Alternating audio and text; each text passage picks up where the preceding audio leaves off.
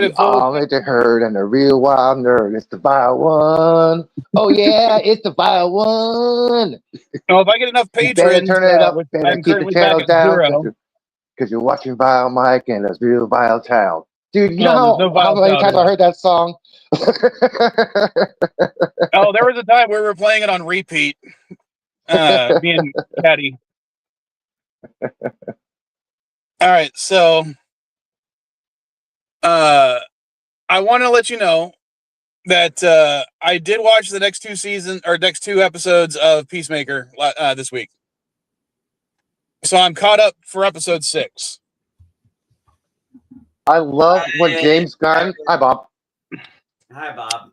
I love what James Gunn did with this because when Marvel came out with shows, you had YouTube channels give the little breakdowns and Easter eggs and that sort of stuff within hours of it.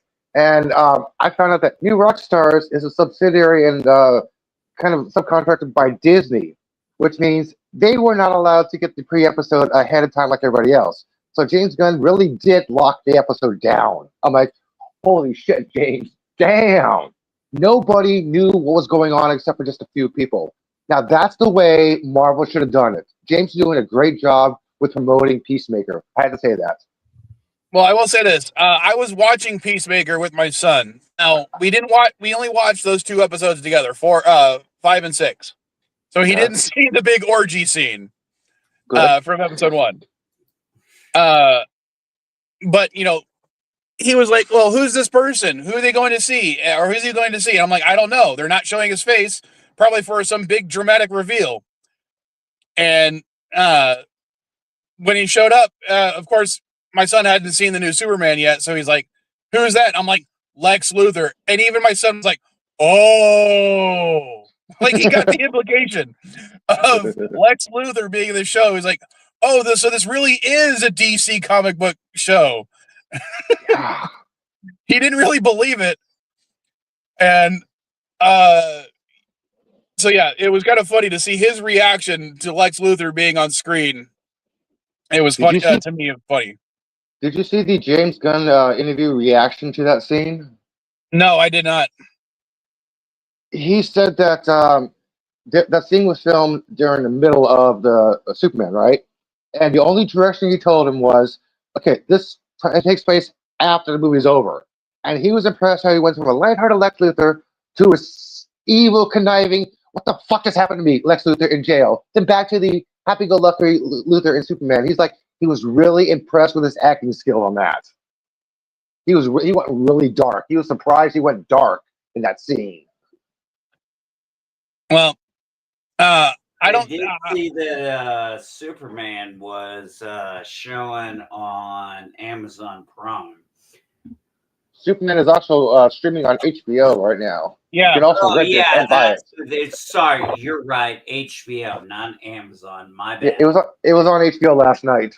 Yeah. I know. I saw. I was on Hulu. I have the thing, but I gotta be honest. How do you say the guy's last name? Is it really Corn Sweat? Yes, Corn Sweat. David Corn Sweat. Oh my God! His parents should have so changed their fucking name. Why? Yeah, it might have to do with like how they got their name was their occupation or something. Like maybe they grilled corn or something. I don't know. I don't know, Fletcher, man. like Fletcher's. I had a captain once who was named Captain Hitler, and it was like, oh fuck, I feel bad for this guy. But I enjoyed the movie overall of Superman. I don't really know much about Peacemaker or that's a spinoff from Suicide Squad 2, right, Mike? Eli? Yeah. Yes. So from what I understand, I never saw that movie. All right. So from what I understand, and Elihu, correct me if I'm wrong. As far as this new DCEU is concerned, or I'm just going to call it DCEU 2, The Suicide Squad, Peacemaker, the Creature Commandos, and Superman are the only films that are canon, right? Incorrect. Creature Commandos is the first official canon of the DCU. Peacemaker Season 2 was rewritten for the ending to include Justice Gang, not Justice League. And there was a scene where Leona says, "Well, we just called it Justice Gang," when she said Justice League. It's now Justice Gang. So only Creatures Commandos and Peacemaker Season 2, the end scene, is canon. And James said, whatever is mentioned in the past or nonchalant comments, it's canon. I did not see that other. I did not see Titans or that other series you were just talking about. Creature Commando? Yeah, but I heard it was good. So Yeah. give it a chance. Oh, yeah. Not for kids good. Yeah, mine. Oh, yeah. What the fuck happened this first stream, LDG? Here's the real thing. We didn't call your name 3 times. Yeah. Duh. Yeah, I need to know what you mean by what happened to the first show. What first show? You know what? Elihu, is there going to be a Penguin season 2? There is no mention of one of the Elseworlds to continue except for Batman 2. That's the only thing I've heard for the Elseworld series. Come on. I hated the first Batman movie. The only thing good out of it was what you told me about the Penguin. Yeah. When I watched Sorry for interrupting you, but hold on. LDG, yeah, we had the first stream. We actually went on for 55 minutes.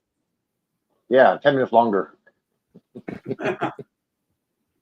No, I remember, Elihu, you were hell-bent on telling me, watch that Penguin show, even though I hated that Batman. But I was like, damn, Colin Farrell is... Oh, what was that one kid's name that was in it? But I can look it up on the other phone, so hold on. Yeah, look it up. Yeah, I forgot it. I forgot his name. Yeah, but he was really a standout in that, I thought.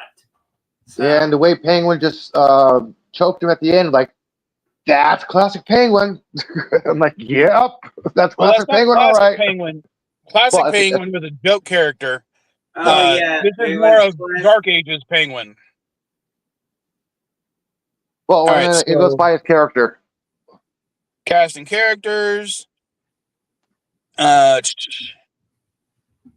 we're talking about. Are you talking about the actor, or are you talking about the character? The actor.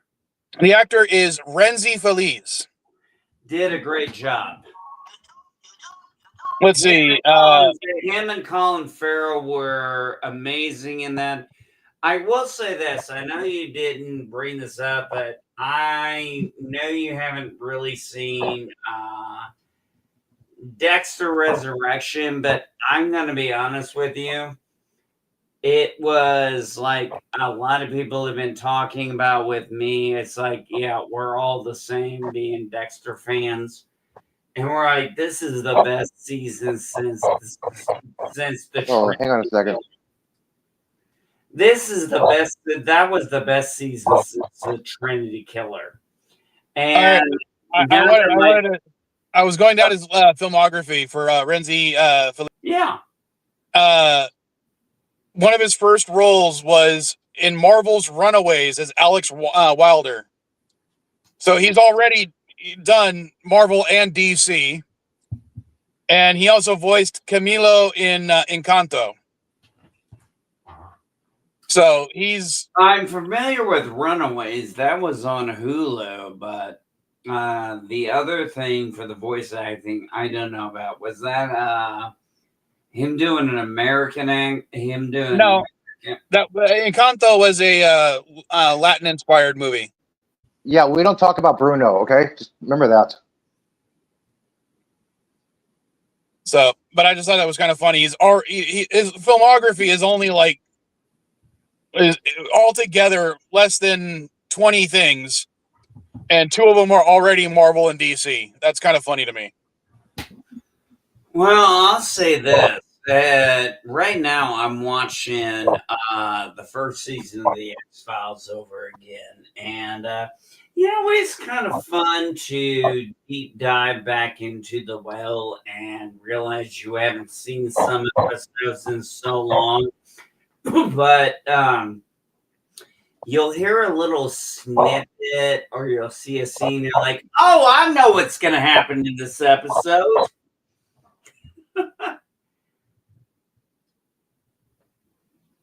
Everybody was kind of correct in the theories about where the best dimension ever is. Earth X. To me, okay. When they brought that revelation around in episode 6, I was wondering how the hell could Peacemaker have spent so much time in that universe and not seen it? Because God, that's really fucking stupid of him.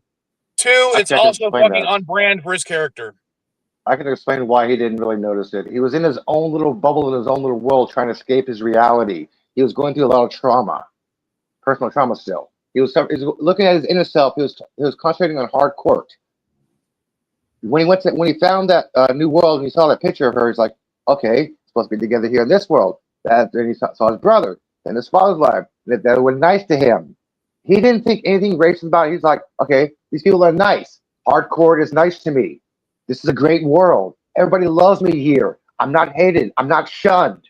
He's in his own little bubble. He didn't realize until Hardcore made that comment in the Argus, like, no, I haven't seen a person of color since I was here. And he's like, really? Then he's like, he pops out of it. He's like, wait a minute. Looks at the flag, unwraps it, and sees that sign on it. Like, oh shit. That's when you see his eyes go wide. He's like, he just realized what happened, what is going on. That's why he didn't pay any attention to the world as it was, because he was in his own little bubble. Does that kind of explain it? It sounds like politicians. Yeah, does that kind of explain it? Why he didn't really notice it? Yeah, it just sounds like politicians. They're always in their. Oh, that's interesting. Bubble. Okay. Sorry, I was checking it, LDG, and for some reason, because of a mistake I made earlier before I edited it, the pre-show politics stream apparently says it started over 8 hours ago. Wow. So, and how you doing, Gap? So yeah, that's probably why you didn't see it. It was a mistake I made because I originally had it set to go live right away, and then I changed it to set the correct time, and I guess the correct time never shifted on YouTube. So it was a PepCac problem. And in fact, this stream also says it started over 8 hours ago, which is really funny to me. Yeah, so that's basically telling me you have a PepCac problem. Do you know? I don't know what it is. So, but either way, I'm just letting you know that's probably what happened, LDG. All right. Do you know what PepCac? But yeah, that kind of makes me feel bad because I was hoping this would be a good guy version of Chris? Robert Patrick's character. Blue Dragon, the white dragon, Blue Dragon. Yeah, I was hoping it would be a good version. Instead, it's still a racist version. Well, James Gunn officially introduced a brand new superhero in the DCU when it was never existed before. Prime Eagle. Who? Eagly. He's now a prime creature in the DC universe. Prime being. He's a prime eagle. Switching back to Superman real quick, I'm gonna tell you something. I thought Mr. Terrific was great. Standout actor. I'd love to see a movie with just him in it. Hot Girl, on the other hand, was just there. And then she had that annoying ass Yeah. That's all she did. She had like what, maybe 8, 9 lines in the whole entire movie, and nothing but screams. I don't know, man. I don't know. I thought Mr. Terrific was the standout in Superman. Oh, who's the hell? Yeah. Goddamn, Mr. Terrific. Yeah, Mr. Terrific actually, as far as I'm concerned, outshines Superman. At least that one fight scene, I would agree with you. But to go on, I still want to talk about more about Peacemaker. What? The one where Lois Lane says "Holy shit." Yeah. Yeah, the third person game perspective long shot. There was actually 3 shots, not 1. You would know that, Elihu, wouldn't you? Yeah, I would. But I love long shots. This is on block 2. The only I think Earth X, and I'm assuming this is Earth X, correct? Yes. What's Earth X? Okay, it's basically where the Nazis won World War II in DC Comics. Oh, okay. Yeah. But almost all the time, all the times it's usually shown is like still during World War II or just after World War II. So this is the first time it's a modern contemporary view of Earth X. Even when the Flash Arrowverse visited Earth X, it was still very like the way they presented it. It was as if it just happened after World War II. Yeah, it was Damien Dark, not the Nazi Party. Yeah. Damien Dark. Yeah, they focused when the CW show was Damien Dark influencing taking over Germany and conquering the world. It wasn't Earth X is Nazis conquering America. Yeah, I remember hearing about that. I think that was when the CW was on. Was that in any of the comics? Yeah, Earth X has been in the comics for a while. I want to say 90s. Was the 90s? Hold on. I'm going to look it up because I thought it was earlier than that. Yeah. I thought it was in the early 90s. They introduced it. I mean, I know a lot of Disney, sorry, not Disney, but DC elsewhere comics, but no, I'm not familiar with the ones you're talking about. I mean, so it's pre-crisis. So yeah, it actually first appeared in 1973. Oh. So that was before the Crisis on Infinity Earth, because wasn't Infinity Earth in like 1981? Infinite Earths. Infinite Earths, yes. So you're thinking Infinity? You're thinking about the Marvel Zombies, aren't you? No, I'm not thinking about the Marvel Zombies. Believe it or not, I have trying to explain to my son that just because I know certain comic book characters doesn't mean I know every comic book. All right, so basically the idea behind it was Germany wins World War II because superheroes in that universe didn't start appearing until World War II. And most of the superheroes involved in Earth X are actually immigrants from other universes. So, yeah, that's basically the basic idea. So even the Arrowverse's interpretation is wrong because Superman wouldn't have been there, or Supergirl and Superman wouldn't have been there. Hey, VileMike, Elihu, did you guys read Red Sun? I didn't read it, but I did watch the animated movie about it. Oh, what'd you think about it? I thought it was okay. I mean, you know, it's an interesting story, but Superman basically becoming a dictator but trying to do good, but still becoming a dictator is kind of interesting because of his upbringing. In that, you know, his upbringing is that form of communism, which, you know, isn't really communism. causing that discontinuity in his mind. How because the way he's taught that communism should exist is what is his where he gets his altruistic beliefs from.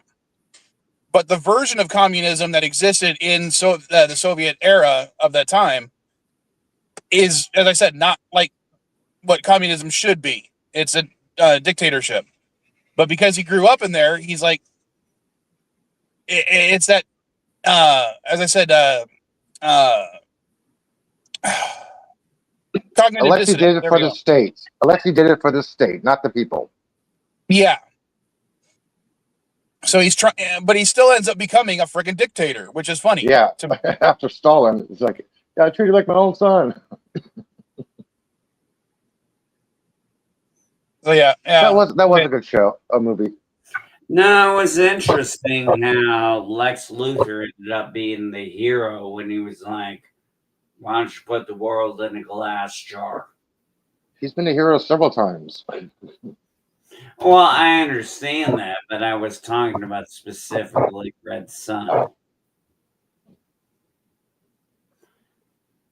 Come on, man. We love our show for all mankind, and that was when the communists beat us to the fucking moon. Yeah, North Korea is the first on Mars. Yeah, I'll never forget that when what was that, season 2 or something? No, that was I forgot. Season 3. No, I mean when we saw the feet. Oh, the launch, yeah, season 2. Then they found out they were surviving on season 3. Yeah, North Korea. They were laughing their asses off. You had her and what's her name? I'm sorry. God damn it! I'm drawing a blank. Well, it's been too long since I've seen it, so I don't remember. So you had the Russian and you had her trying to be the first person on Mars, and then they both find the North Korean, and it's like they start laughing because they realize they didn't make it in time. Yeah. They went through that old space race for nothing to Mars. It was so comical. Well, back to Peacemaker. Yeah, so I'm wondering what the end game is going to be for the next 2 episodes, because they have a lot to now deal with. You have he said this goes directly into Man of Tomorrow, Superman Man of Tomorrow. He's hiding episodes 7 and 8 from the public. He released a cover for the script for Man of Tomorrow with people are assuming it's Brainiac, but his whole entire premise for this phase is called Gods and Monsters.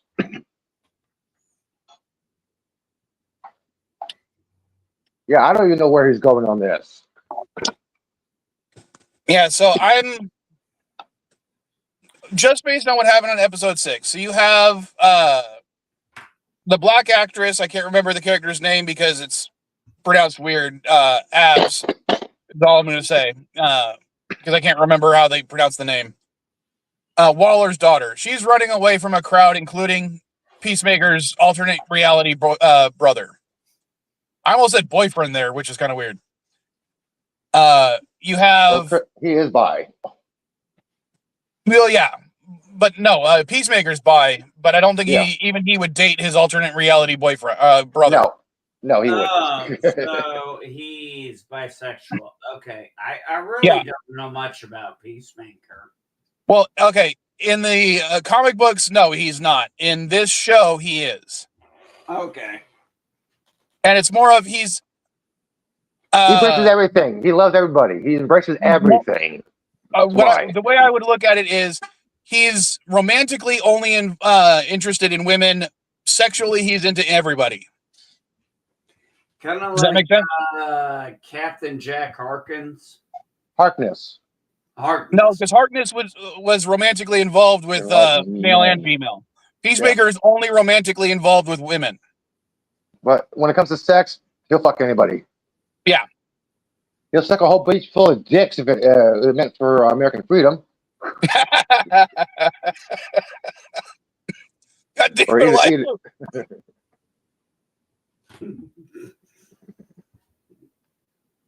oh, I might have to clip that out, Elihu.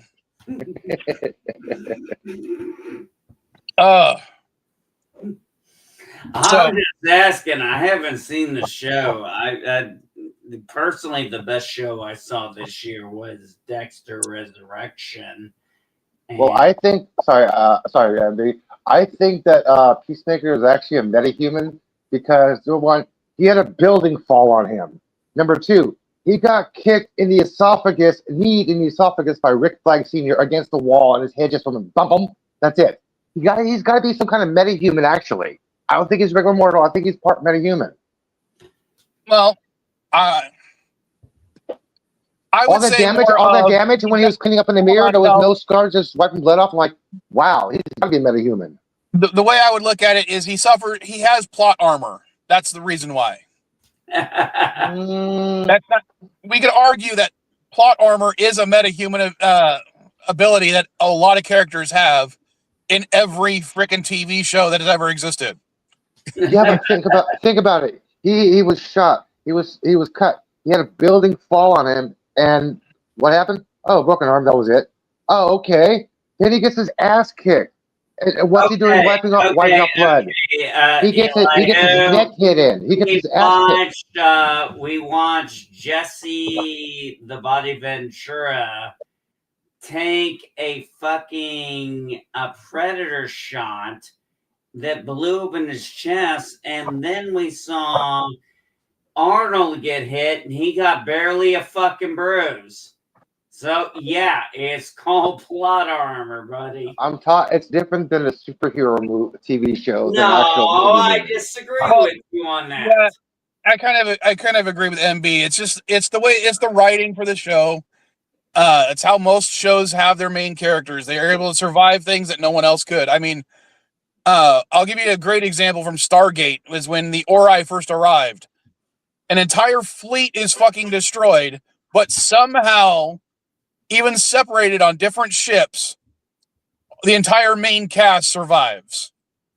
You mean kind of like in Avengers when Asgard got destroyed and Thanos, they were on the ship and Thanos destroyed the ship, and all of a sudden a whole bunch of Asgard on Earth, new Asgard. Like, where do they come from? Yeah, well, you got to think about it. You're talking about two different IPs. You gotta keep your IPs within the continuity of that IP. At least in my opinion, I think you should. One of the best things I've been doing is rewatching season 1 of X-Files and being like, the lighting, the way they did their things, the acting, it's like, where the fuck is that shit nowadays? Oh, X-Files? Hang on, let me show you something. Oh, please. Right. We already believe. You know damn well there are extraterrestrials out there. You think I believe that in a God that just only was selfish enough to create us? No, I'm sorry. I honestly, I feel like we're probably his first choice, and we were a failure. Like Adam and Eve was like, okay, I'm gonna try again a few other times. There's estimated to be at least 5 to 7 billion stars in our Milky Way galaxy alone. We've only discovered 6,000 exoplanets. There are more stars in the Milky Way galaxy than every sand grain on beach, every grain of sand on beaches of the Earth. So if you go to the beach, take a handful of sand, that's how many planets we discovered out of all the grains of sand on Earth. There's still a shitload more planets out there. Elihu, what is you said something about a planet, 6,000. What did you call them, and what does that mean? 6,000 exoplanets have been discovered. Exoplanet is a planet outside of our solar system. Yeah. Okay. What is an exoplanet? And hold on. Exoplanet.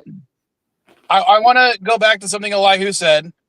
You are incorrect, Elihu, about the number of stars in the Milky Way galaxy being more than the grains of sand on Earth. No, there's more stars in the universe than grains of sand. There is not more grains of sand Sorry. on the Thank you Milky for the Way alone. correction. Okay, come on. you for That the was a correction. minor. Yeah, I but could have still. said the same damn thing and quoted scripture for that, but I wanted to give him a break. All right, and let's see. Basically, there's more. Basically, we've only discovered less than a Google of a percentage of the planets in our solar system. All right, in our galaxy. So actually, as of this month, we hit the 6,000 exoplanet mark. Yes. Discovered. So Now, if you want to go by named stars alone, hold on. If you want to go by named stars alone, as in stars that have an official name, not just a numerical designation, there are well over 2 million named stars. Yeah. How many planets are there? That we don't know, but officially discovered. Here's what I'm curious about. Are these exoplanets in a Goldilocks system? Some have been found in the Goldilocks zone, but that does not necessarily mean life, because if an extraterrestrial system looks at our solar system, and they will see 3 planets in the Goldilocks zone. They will see Venus, Mars, and Earth. But just because a planet's in the Goldilocks zone does not mean it has life. Earth has life. We're in the Goldilocks zone. We can find a planet in the Goldilocks zone like TAPPIST 1A, like TAPPIST 1, and we found out, okay, it's in a Goldilocks zone, but we found out the stars radiation exhibits like about too much solar radiation for any life to exist every few hours. Like, okay, Goldilocks zone, but not habitable. Just because something's there does not mean there's life. No, I understand that. I'm just trying. Well, thank you for that. I'm sorry, I don't understand that. Oh, I was trying to explain it easy for you, dude. No, I already have enough ED problems. I was trying to explain it easily for you, so you would understand instead of complicated. All right, now, most of the exoplanets that have been discovered are Jupiter-sized or larger. Gas giants? Which makes sense because, the bigger the planet, the easier it is to detect. And what is it? Like 75 or more % are gas giants in total. Yeah, they've been found more gas giants close to the star itself than any other rocky body. So yeah, Earth-sized rocky bodies or super Earths make up less than 1/6 of all the planets discovered. Exoplanets, I should say. But we can only see them through a telescope. I mean, well, there's different ways we can detect them. Gravitational wobble. I understand that, but I mean, for us to ever get to them, shy of us getting FTL, we're shit out of luck. Oh yeah. I think we're more likely to be like the Expanse. And I believe the closest Earth-sized planet is about 14 light years away. Well, how many does Alpha Centauri have? Because I know we've discovered planets there, right? Yeah. Alpha Centauri is the closest, right? Yes, that's the one that's at 3.5 light years away. And it's technically isn't it a trinary system? Sorry, 1 second. Where's my mouse?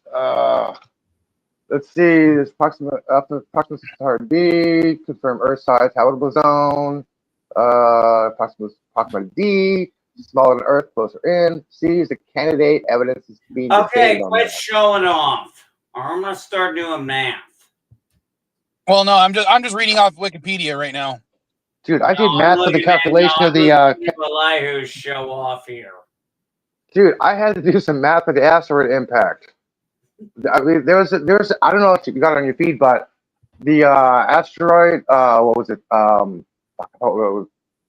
It was I think it was where is it? 24 YR4. People was like, yeah, it's gonna hit the moon. It's gonna cause some problems. Like, Okay, I actually did some calculations of the map, Earth size, Mars size, the moon size, trajectory and shit. I'm like, no, it's not. I actually did some fucking math on this. It's not going to cause any kind of damage to the flash and small debris about pebble sizes that rain down on the Earth meteor showers. That's How do you do that math with the mass and speed trajectory and all that, Elihu? And I don't mean this to be rude. I'm just really curious because I know you're smart about this shit. I had to calculate the projected diameter used, density, impact velocity, how fast the asteroid was traveling, the impact, the angle it was impacting, the orbit of the moon, distance from the Earth, that sort of shit. Okay, gotcha. Yeah, how much escape velocity it would cause with the projectiles. Yeah, took me about an hour and a half, but there's no fucking way it's going to cause any damage to the Earth. I'm like, what? I freaked out when I saw this headline. I have a strange question for you, Elihu, at least in my opinion. How does something bounce off our atmosphere? Well, basically, at certain speeds, the atmosphere is dense enough to act like a solid surface. Really? Yeah. Yeah, basically. The same way that water. You yeah, can skip water. A stone. Yeah, it's like water. You can skip a stone on water, and you can and it'll skip and it'll bounce off the water. You can even toss it in, and it'll even go in the water itself. So the atmosphere acts like water, kind of. Yeah. So the shape and size, size, and angle and speed all dictate how certain things are going to act. And yeah, basically, the atmosphere can act like a solid thing, if depending on the shape, size, like all that solid wall, basically. Yeah. Okay. I did not know that. And yeah, I was right. Alpha Centauri, the total star system is the 3 stars total, so it is a trinary star system.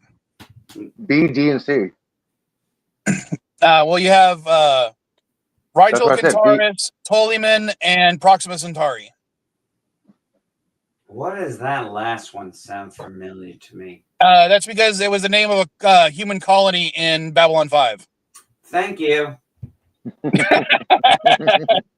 In Star Trek, Alpha Centauri. I got that. Hey, I got Babylon 5. You think I'm not? Nerd.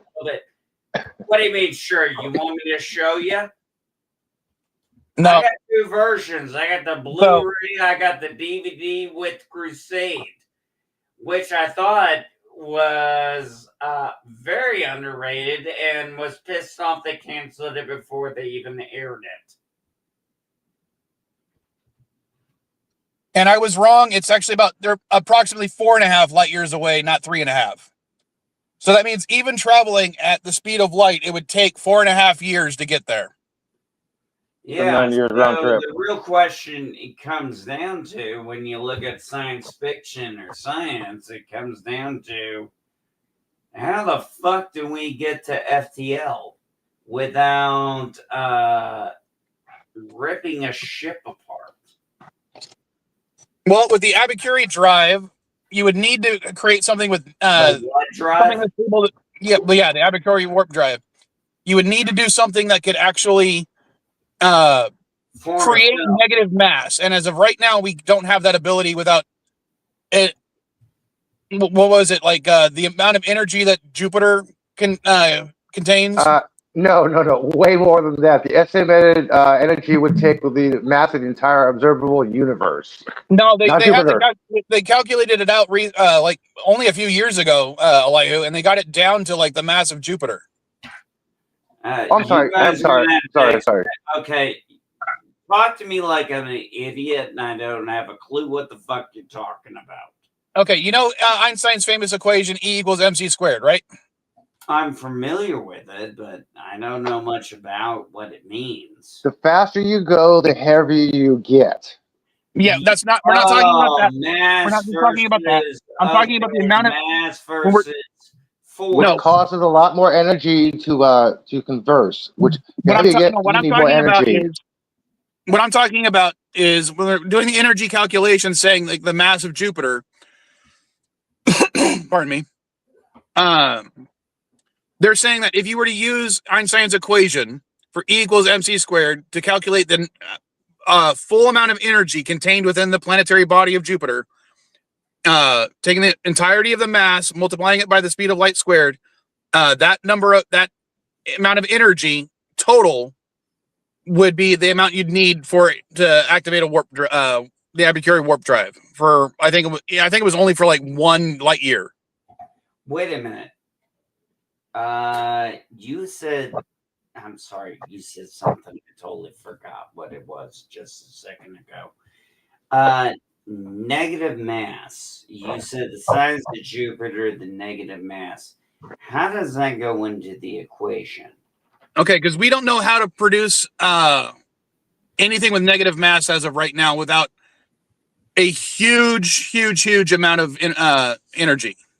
Okay, what is negative mass? I do not know. Basically, it would be creating anti-Higgs bosons.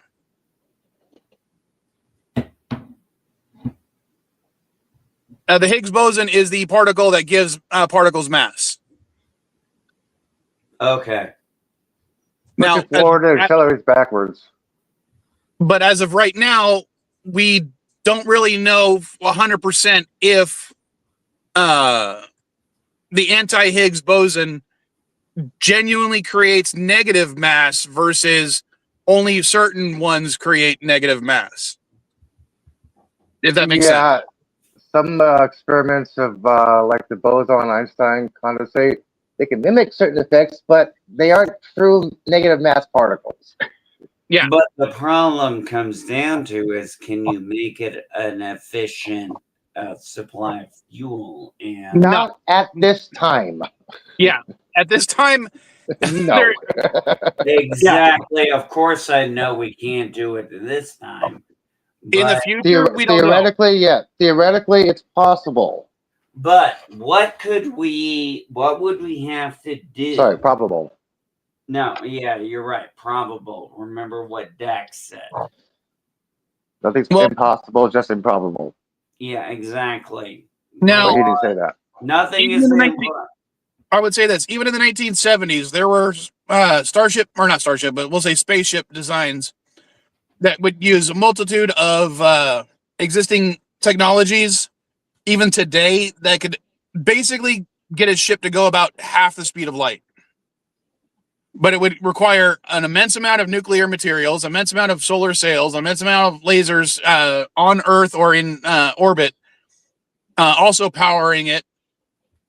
So it would take a shit ton of stuff to actually get a ship to go that fast. And two, in the 1970s, it was estimated that it would cost 10 times the entire GDP of the planet to create.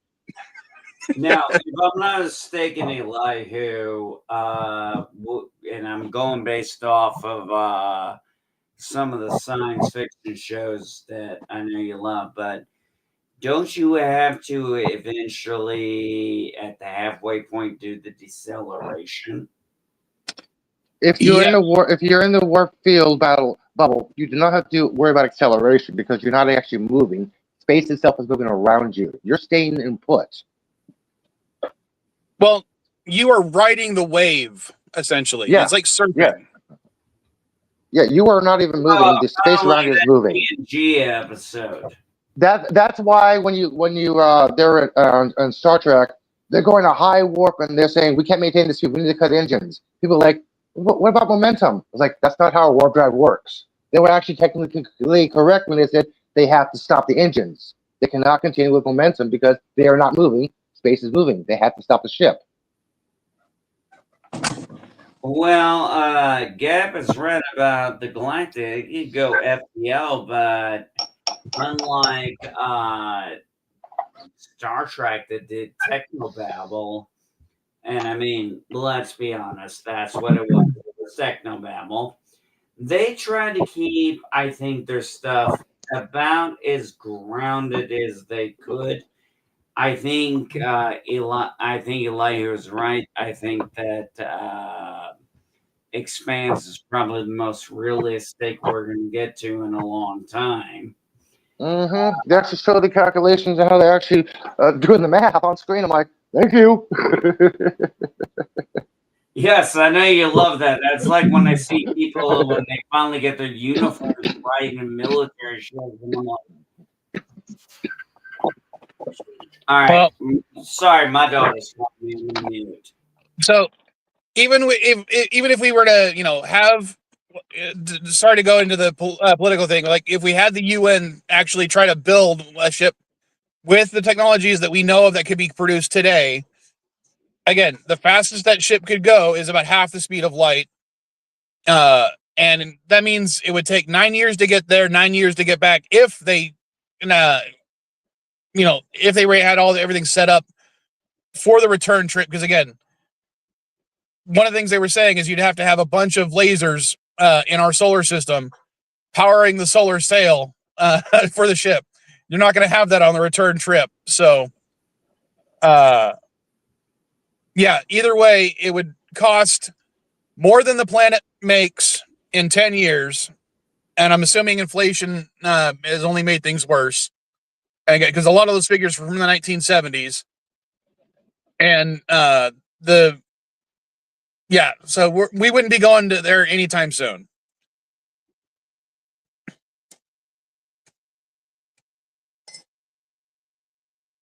Now, if aliens were to come here, it'd be a whole different story. It's like, thank you for the trip, man. Saving us the trip.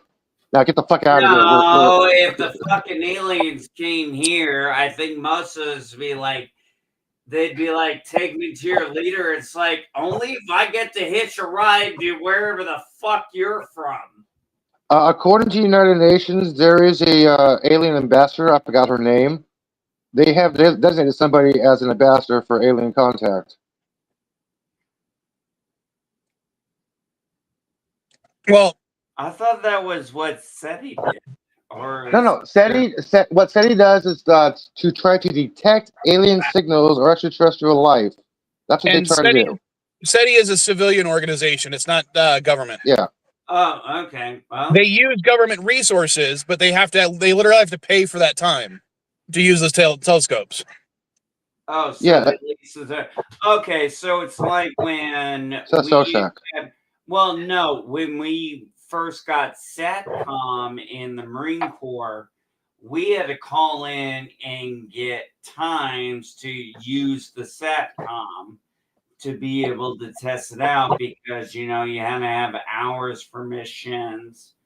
Mm-hmm. And you know what? It was a big pain in the fucking ass.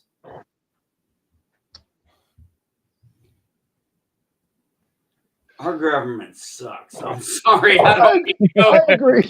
God that's damn. Why the UN. That's why the UN. Let me see if I can find her name. Let's see. Who is the UN ambassador for alien contact? Let's see if I can find her name. Her name is what's her name? Dr. Masla Othman. Where is the doctor from? I forgot. What do you mean you forgot? You just fucking looked it up. What? You can't Wikipedia? Doesn't matter where she's from. I can't spell that fucking name. Doesn't matter where she's from. She's from Earth. No, I'm just curious. What does it matter? She's a human from Earth. Who cares what country she's from? She's a human from Earth. Hey, what time zone am I in? What country am I living in? That doesn't matter. It's 5:00 in Margaritaville. Okay. Malaysian astrophysicist Maslan Othman. Malaysia, yes. Okay. Sarabam, Malaysia. Okay, so she's Malaysian. That's all I wanted to know. I just wanted to know what her country of origin was. That was all. Now, apparently, a large amount of their job is actually having to do with space debris, but they're saying that essentially because of their position to the UN, that would be the closest thing we would have to an alien ambassador as well. Yeah. Because if they're in Earth orbit, that she would be in control of it.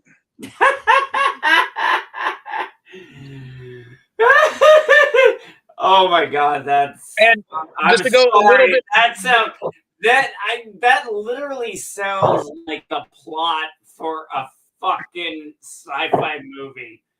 It's like the aliens come in and it's like, Ambassador, you got to go do your job. That'd be Now, a good movie. just hold on, just to dip our toe back into politics because we were talking about the UN on the previous thing. I just want to say, the fact that the UN is what mostly keeps track of space debris. God damn it, dog, stop barking. That is a good job for the UN to have. How much space debris do we have on an average basis? Oh God, I think it was estimated. No, I'm not. Hey guys, I'm not taking that lightly. I'm asking an honest fucking question. When are you guys gonna get it? When I say when I'm ignorant Okay, about something, I know. I'm telling you right now. There's about 130 million pieces of orbiting Earth right now. Large objects, like about 10 centimeters bigger, it's about 36,000 pieces.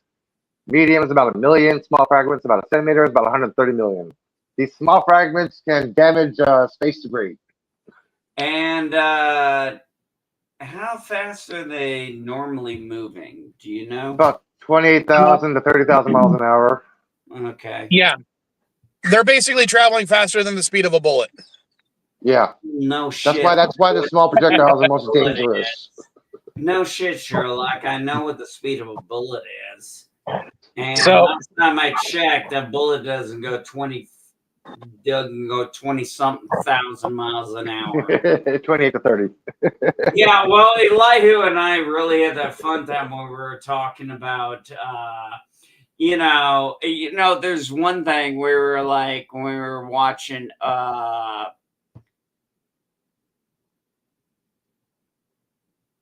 shit. What's that show we watched, Bob? I don't know. For all mankind. And they're literally all out there in space on the moon and like, why do we have guns? Because even they're like, this is the stupidest fucking place to have a gun. It reminds me of Armageddon in this one aspect where it was like, the guy said, why do you have a gun in space? And I'm thinking, for the amount of space debris there is, it's estimated that at least 3 objects that are currently in space enter Earth's atmosphere every day. How big are they on average? Between 1 centimeter and 1 to 10. Yeah. Like 1 to 10 centimeters. Yeah, considered medium size. What about those, Elihu? You brought up those things when we see the like asteroid thing. Boloids. Yeah. What about them? I don't know. I've never seen one. What's it look like? A trail of light coming down with a solid ball. You've seen a comet, right? Imagine that coming down on the Earth, but very, very small, and you see a large trail going behind it. Well, unfortunately, I've never seen a comet. I've only seen, you know what phenomena I've seen? I've seen 2 solar eclipses because I've been in 2 full solar eclipses that I've been in the area for them. But, hey, motherfucker, you've seen the Aurora Borealis, and I still want to beat the shit out of you because I'm jelly about that. And then he always talks about when the Aurora Borealis is going on, and I'm like, fuck! It was worth freezing. It was worth freezing my ass off the Arctic Circle, man. Phenomenon. I got clouds in my area. I know. Same here. What do you mean you have clouds in California? You have two seasons. No. Summer. There's this annoying asshole called Carl the Fog. Yeah, this is why, because it could be sunny and bright in the daytime. The nighttime comes, the fog over the city. There's not a cloud. It's fog. It goes look, to. You can see the top of Salesforce Tower, which means it's fog. It's not cloud. It stays up till the morning and Like then goes even right away. now, it's overcast here. so In wait a minute. Do you well, in live Tijuana. next to? Hold on a second. Sorry, Vile. So Elihu, you live next to the river or the No, I ocean? live. Yeah, San Francisco is a peninsula, so yeah. Okay, no, I understand what you're saying because I live next to what is called the Wabash River, and there have been times I mean, like the fog has been like, is this the mist? Did I just wake up in the mist? Dude, you have no. You need to go to Michigan and experience lake fog. You can't even see I've your hands. never You put been it to 1 inch in front of your face. Dude, No, lake fog I'm is telling worse. you, when I was in Sacramento, when I was going across wherever the hell the Golden Gate Bridge is, That's in San Francisco. in To the Marin. early hours of the fucking morning, and I could barely see a goddamn fucking thing because it was so fucking foggy. Yes, that happens on the Golden Gate Bridge, and yes, it still rings. All right, let's go back to the topics at hand real quick because we got off on a large tangent there. Oh yeah, sorry. Last night, I watched Aztec Batman. Aztec Batman, It's the very first what? official DC project that was not done in English. Oh, I Yeah, haven't even seen the wasn't there a Japanese one done too? yeah, they did Batman Yeah, Samurai or not Samurai. Batman Ninja and a sequel to that one. I can't remember the title of. Okay, so I But haven't seen any of those. So Mike, but go they for it. were but the Batman anime ninja and stuff. They were Batman and his rogues gallery transported to feudal Japan. So they were still the traditional DC characters we know and love, just in a new place and time. And following tropes found in a lot of Japanese anime, including large mecha, which is funny as all hell. Large Robots. Robots. Oh, Yeah. But the sorry. non-nerd I vernacular. look, guys. My Japanimation is very limited. Well, I'm just pointing it out because it was funny. They follow the tropes to a T. What are Japanese tropes? But now one, Large breasts, large robots, yeah. stars above the eyes. Yeah, those are the Japanese anime tropes. Okay. All right. So Well, asterisk. for the Aztec Batman, have you seen it yet, Elihu? I've only seen like the first 10 minutes of it. All right. So there is a Joker character. There is a Two-Face character. And who Two-Face is funny as all hell to me. Because the Joker character is, an original character. It has nothing to do with actual history. Two-Face is an actual historical person. Oh, okay. You gotta tell me who. Quetzalcoatl. No, Two-Face is Montezuma. Hernando Cortez. Oh my gosh. Who? Yes, I gotta finish watching this, man. There's no game tonight, so I got. Wait. What was the name? Cortez. The Cortez Cortez. The conqueror, is the murderer. is the Aztec Batman version of Harvey Two-Face. I would have thought the Penguin would have been a more appropriate character, but that's just my opinion. Well, I don't know why, because there are no penguins in South America or Yeah. Central America. Yeah, I was like, dude, you gotta go further south. Yeah, there's no Argentina. There's penguins in Argentina, yes. Yeah, well, there's no penguins in New York other than in a zoo. But yet somehow we have a penguin. So, okay. Also, there is a version of Catwoman. I forgot about that one. So but she's someone who dresses like one of the Jaguar gods, whereas the Batman dresses as the Bat God. Ow. Gotcha. So, but yeah,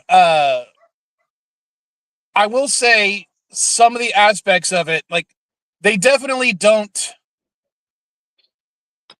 go with established history. This is Whoever does. well, What the fuck? what? I'm sorry, I just got a breaking news on my feed here. Active shooter at church in Grand Blanc, Michigan, and the church is on fire. Roof starting to collapse amid active shooter situation with multiple victims. That's why I said, "Holy fucking shit!" Is that what my notification was? Because I just got one too that I was ignoring.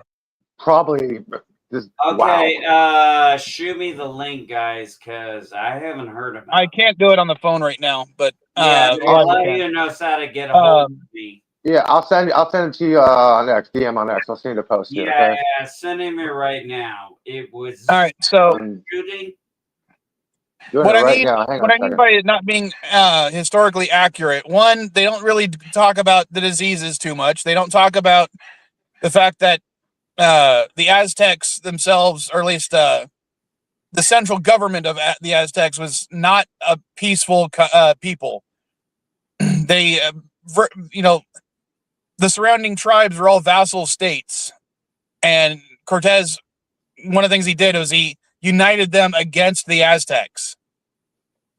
So it's kind of like the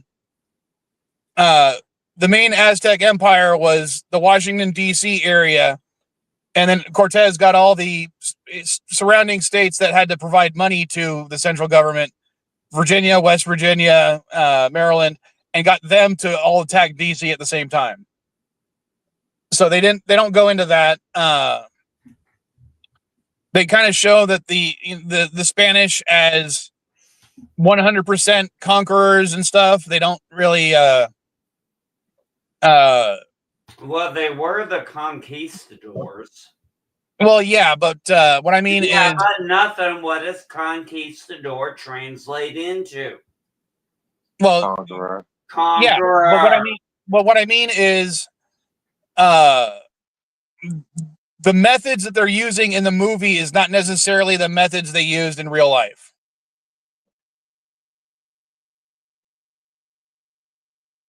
That's all I'll say. And also, the character that I assumed was going to become the Joker, because they do I hate to give a little bit of a spoiler. There's a character that wears a red hood and cloak. Oh my gosh, the Red Hood. That person's going to become the Joker because he's wearing a red hood. Red Hood. And it's not. Oh. The person who becomes the Joker character is definitely not who I thought it was going to be. Well, if there was one thing I did enjoy about Flashpoint was in the elsewhere was that Bruce Wayne was killed and Thomas. Thomas Wayne became Batman and his wife became the Joker. I thought that was a great story.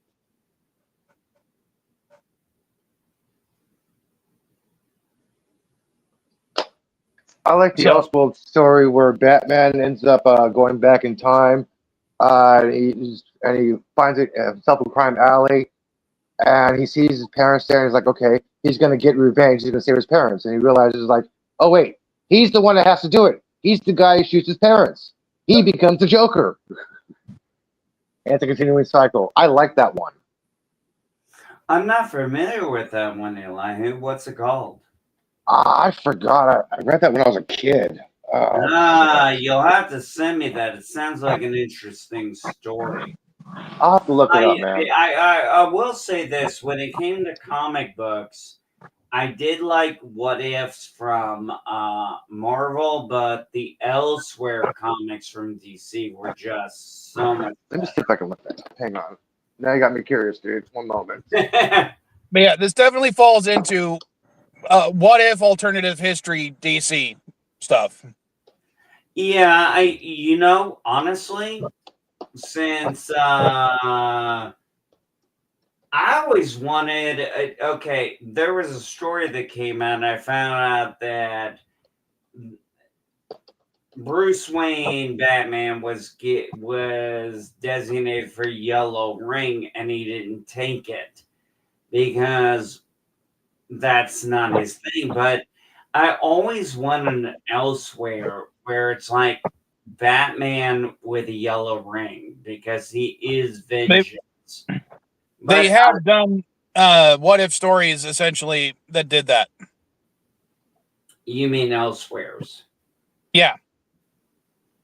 You got one in particular? I can't find it. Sorry, I'm looking it up. Yeah, I've tried to find something with Batman with having a yellow ring, and I've been shit out of luck.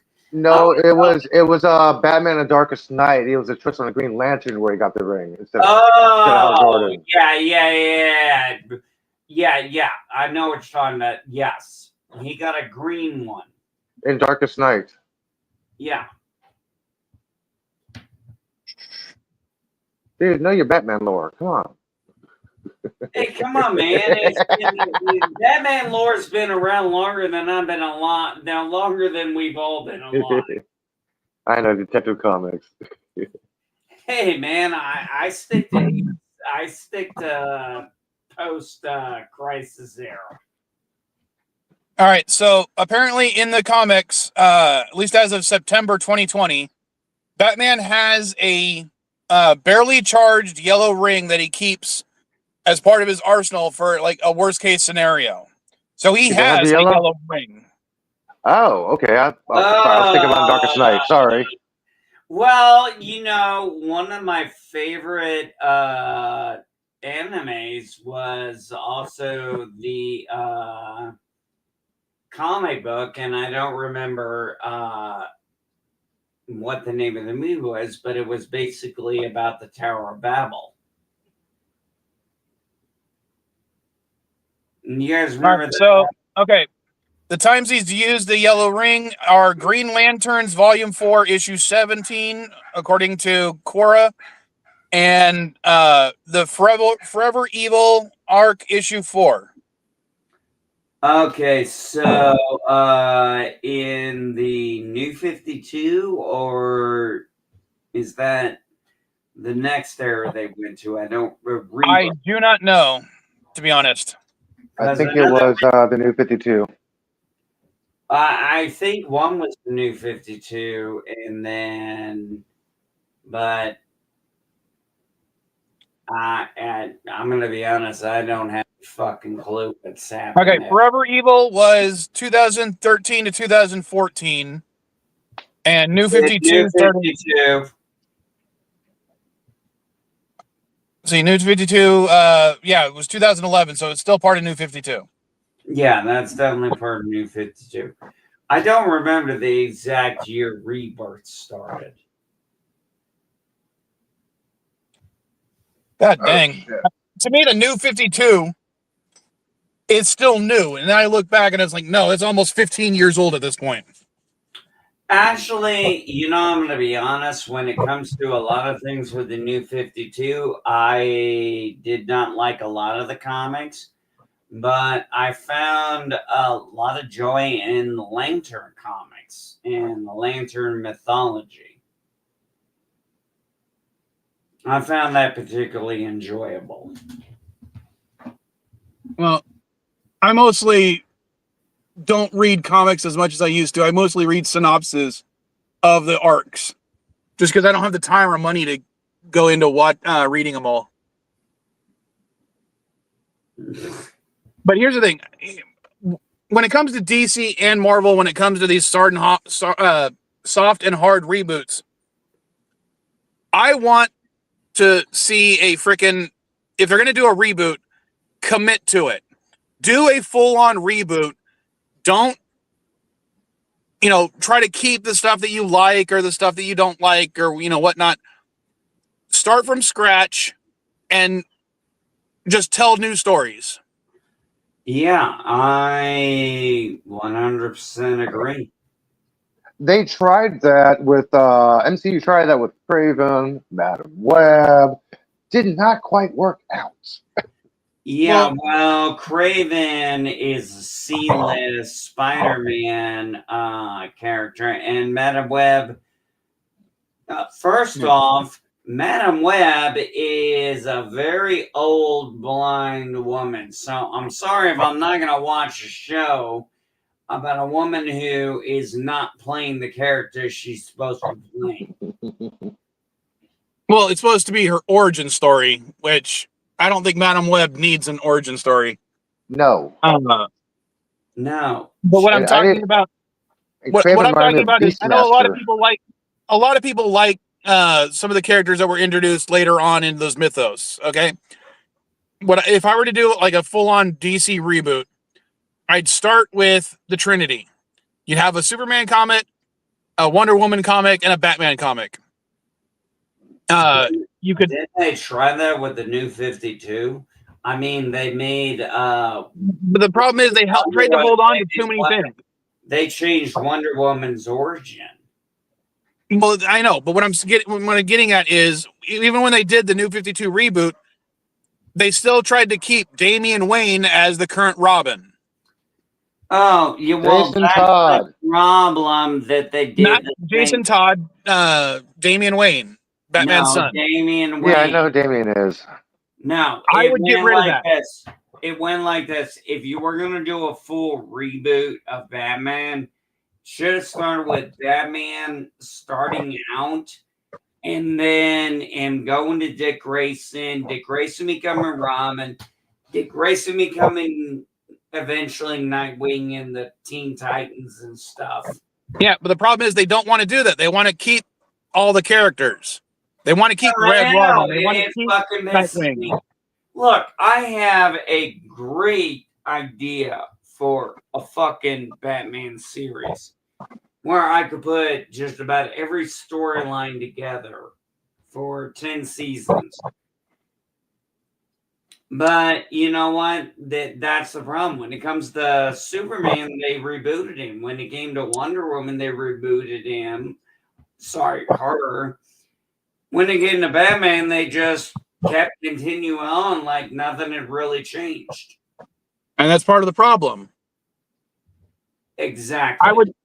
I realize it would piss a lot of people off, but if you're going to do a reboot, just do a full-on fucking reboot like movies do. Stop trying to keep so much of the history involved. You either keep all the history or you don't. Don't try to pick and choose. It's just going to have take James Gunn's Superman. We didn't get an origin story for Superman. All we got was, he came to Earth 33 years ago. We already know we didn't see it. Yeah, that was James's point. We already know his origin story. We don't need to see it. Move on. Unquote. Thank you, James. Bingo. Exactly. That was actually one of the best things I saw out of that. Yeah, because every time there's an incarnation of a new anytime there's an incarnation of a new adaptation of a new superhero like Batman, Superman, we get an origin story. Spider-Man, we get an origin story. Marvel didn't do it. They did a good job with it. So far, we didn't get an origin story on Superman. We didn't get an origin story on anybody else. Like, thank you, dude. We just got flashbacks to Creature Commandos. That was it. Yeah, literally, I was just like, thank you. We didn't need his backstory. We already know it. We know we know Spider-Man's, we know Batman's. We know the Fantastic Four. This is one thing I liked about the Fantastic Four was the way they did it was like, we already know the origin story. Just do it in the beginning credits and get it fucking over with. I didn't like that part because the host said, we all know about this. Then all of a sudden he shows a clip reminding everybody what he just said. I'm like, you just said we all know about this, so why remind us why we all know about it? We all know about it. That's an origin story. Enough. They should have showed some actual action footage instead of them going to space, Ben punching the shuttle. No, they should have showed action footage. They should have said, we all know the story of the Fantastic Four and how they did this and this and this, and show action clips itself, not the backstory. That's what I hate about the opening that opening show sequence of Fantastic Four? Well, I would disagree with you on that, Elihu, but I always They did an respect origin a fellow story. geek's. I respect a fellow geek's opinion. I just thought that the way they did the origin story. I don't know, Mike. Have you seen the movie yet? No, I still haven't seen it. Loser. Yeah, Well, I guess. if you watch every single trailer, you've seen the movie, the plot points, and the ending. I disagree with that completely, Elihu. I think you are sometimes too cynical. Really, the trailer taught me who was in the movie. They told me what the plot was. They told me what the exchange was that Josh wanted. I'm like, Johnny, wow. yeah, but look at how the characters acted. Looked at the different iterations of these characters. I mean, this is now the fourth time we've seen these characters put together. If you're Counting the Roger Corman. if you're a geek like the rest of us, you know what I'm talking about when I say there's 4 Fantastic Four movies that have been made, not 3. By the way, that second movie was 5. no, wait, that first movie was actually pretty damn good for its It time. was okay for the time. I'll give it that. For that time. Or, sorry, let me rephrase. It was good for the budget and the time. Well, that was like every Marvel movie. I mean, look at the Punisher. Which one? I like. Did he get the rights for the fucking skull? Which Punisher? He's talking about like 5 of them. The Dolph Lundgren one. Yeah, thank you. Okay. The Dolph Lundgren one. Okay, thank you. Yeah, that one where. And you know what? You know what I would like? I would like an animated movie put out by Marvel just for shits and giggles. Just for the fans of older comic book movies that has the David Banner version of the Hulk, and that version of the Thor because he was in that one movie. Mm-hmm. The Dolph Lundgren Punisher. Trial of the Incredible Hulk. Yes, thank you. Yes. And the Jeffrey Combs. Sorry, let me do this way. The Jeffrey Combs version of Doctor Strange, for those that know what I'm talking about. Oh my god! Oh my gosh! No, not that white magic hands. No. Yes. His constant. No. I know what you're talking about. Dr. Mordred. I want Dr. Mordred in there, along with 1970s Captain America movie guy, the one with the transparent shield. No, dude. I want to see Phase Zero, Avengers, Captain America, Punisher, Thor, Hulk, and Doctor Strange, or Dr. Mordred. Done on YouTube.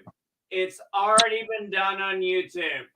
They took all the Avengers movies and were like, what if the Avengers was in the 70s? And they already put it all together.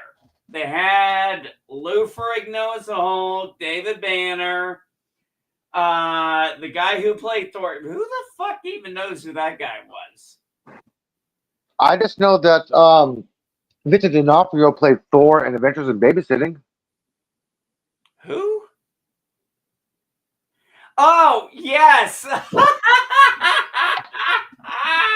All right, hold on. I know who you're talking about. I just haven't seen that movie since I was really young. Adventures in Babysitting is when my daughter, because my oldest daughter just recently watched that with my wife. Which version? TV or hold on. real? It doesn't fucking matter. What she said was, you don't fuck with the babysitter. Yeah, you don't fuck with the baby. But she said was like, this story made no sense. It was just random events. It was like, that's why it's called Adventures in Babysitting. Mm-hmm. All right, and we are actually wrong. The Trial of the Incredible Hulk does not have Thor. It has Rex Smith as Matt Murdock on Daredevil, and John Rhys Davies as Wilson Fisk. Oh God! Ugh. So I think it's He got, oh wait, didn't he like escape on some helicopter or some shit? Oh, it's been a while. Shit. The Incredible Hulk Returns that has Eric Allen Kramer as Thor.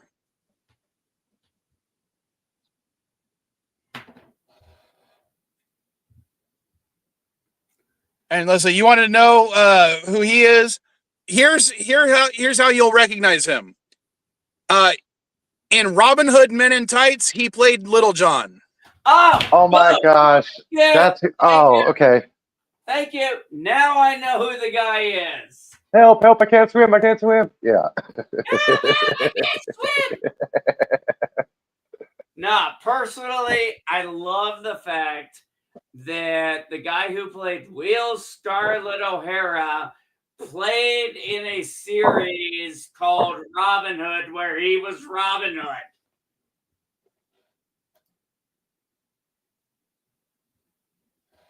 Oh, you guys don't remember that, do you? No. That was the 90s during all that like Sinbad, Xena, that campy shit. The 90s campy shit. That was one of them. What, Xena, Hercules? Yeah, basically. That was, and like I said, like Sinbad. Yeah, that was one of those ones that was just one of those campy ass things.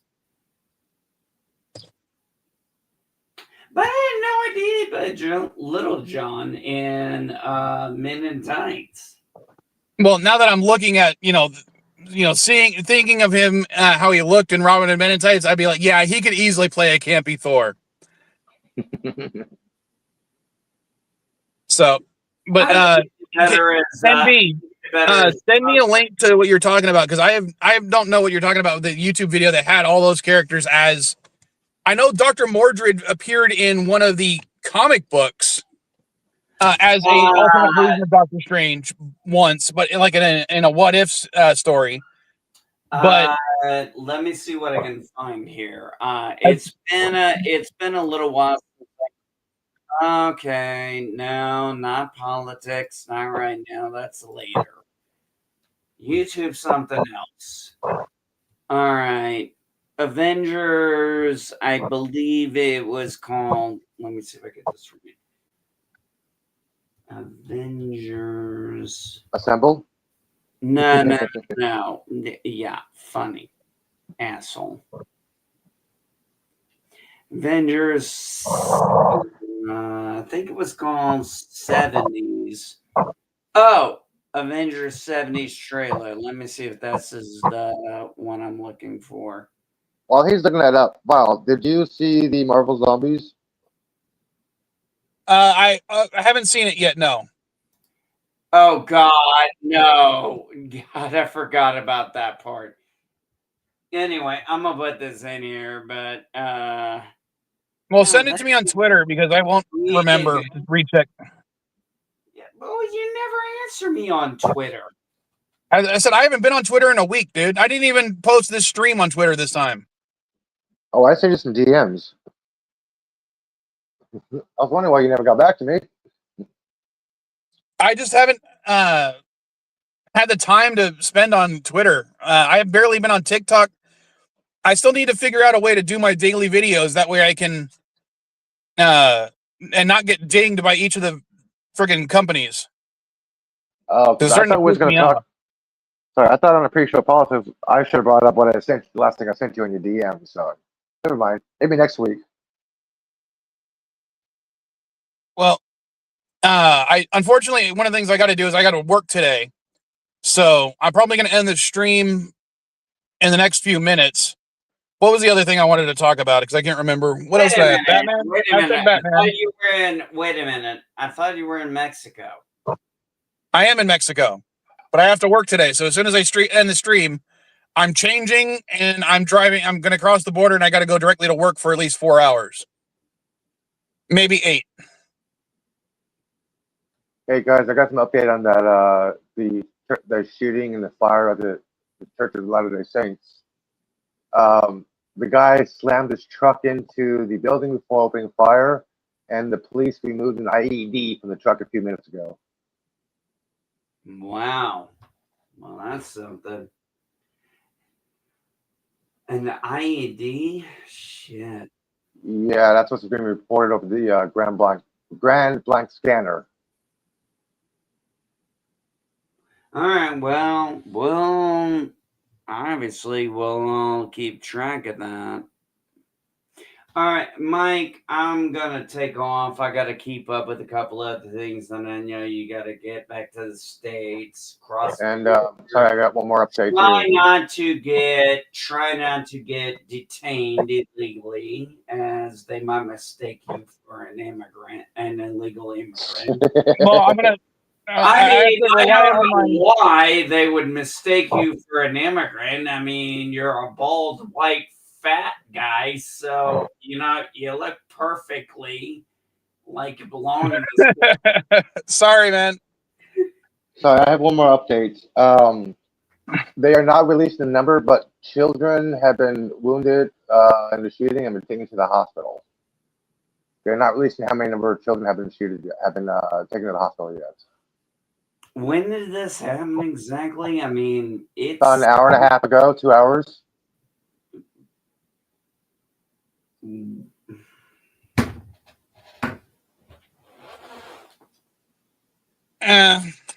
All right. I'm going to end the stream. Yeah. And I didn't realize I didn't put a third thing in. It was just Aztec Batman and Peacemaker. Everything else was just whatever. So all the tangents we went on actually worked. Well, yeah, we talk science. We talk science shit, so hey. I'm going to end the stream so I can actually change and cross the border. Also, Chris is not doing his thing tonight. He had teeth pulled, so don't worry about that. Yeah, I heard about that. Yeah. All right. Later, folks. Later, weirdos. Peace and long life.